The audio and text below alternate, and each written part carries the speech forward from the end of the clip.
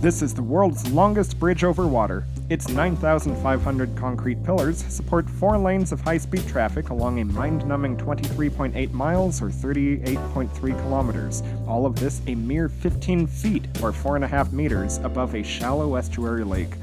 The Lake Pontchartrain Causeway connects the 13,000 people of Mandeville, Louisiana to New Orleans.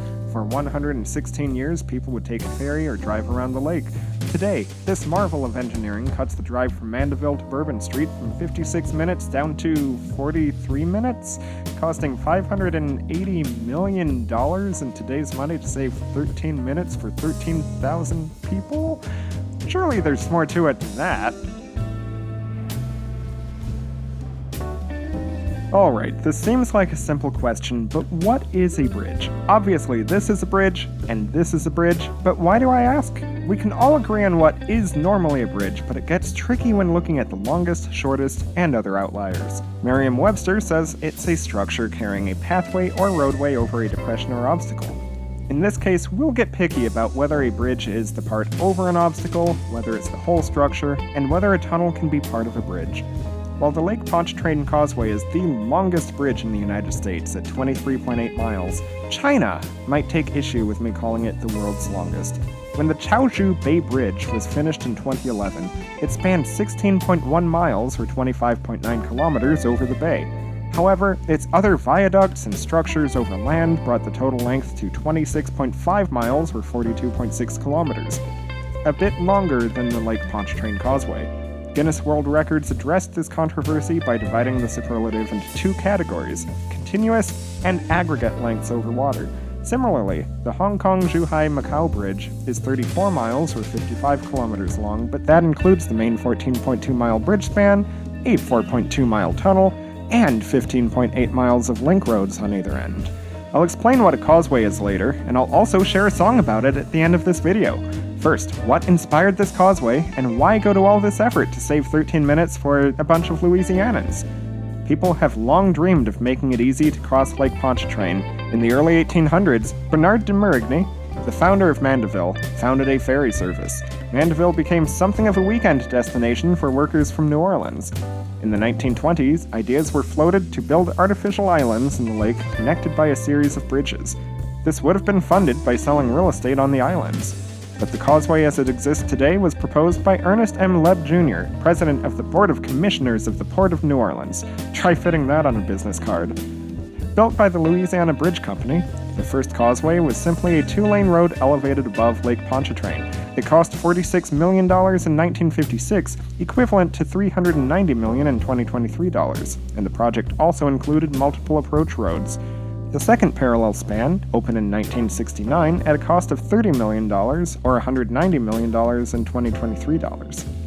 The causeway has always operated as a toll bridge, and roughly it collected over $25 million in tolls in fiscal year 2024. Some locals joke this is why it's one of the state's most functional pieces of infrastructure. At $6 per round trip, or $3.40 with a toll tag, that amounts to around 43,000 round-trip crossings each day. In addition to the city of Mandeville, the bridge made commutes to New Orleans accessible for Covington, Abita Springs, and other North Shore communities. This capacity induced demand, and those communities grew considerably in the later half of the 20th century. Many residents of St. Tammany Parish could now drive downtown in under an hour during off-peak times. Without the causeway, these commuters would need to drive around the lake through Slidell on the east or Manchac on the west. Is the causeway safe to cross, though? What's a causeway again? A causeway is a raised road above a wetland or other low obstacle. It doesn't necessarily have to be a bridge either. Derived from the Latin word calx, meaning heel, ancient Romans would stomp to compress dirt onto the foundation until it was high and compact enough to avoid whatever obstacle it was passing. Now safety. In 1964, 2 barges carrying gravel crashed into the bridge and tore a 224-foot gap. A Continental Trailways bus plunged into the lake, killing 6 passengers. There are also no exits on the bridge. Once you're on it, you've committed to driving the full length or using an emergency turnaround and returning. Fog and other inclement weather can reduce visibility and make it difficult for emergency services to reach you if you have a breakdown or accident. On average, there are between 1 and 200 crashes and 3,000 to 4,000 breakdowns per year on the causeway, though proportionately, this is similar to other comparable stretches of road. Driving 24 miles in a straight line could tempt some drivers to focus on distractions such as cell phones, so there are longer stretches of straight highway. Highway 10 in Saudi Arabia has no curves for 159 miles, or 256 kilometers. The Lake Pontchartrain Causeway, though, does not have shoulders or emergency lanes along the entire length of the road. It only has 12 short shoulders for drivers to pull over, that's about one every 4 miles, and several vehicle turnarounds usually staffed by police. Check out my dashcam video if you're curious about seeing these. Ultimately, the Lake Pontchartrain Causeway has had a lasting impact on St. Tammany Parish and the North Shore communities.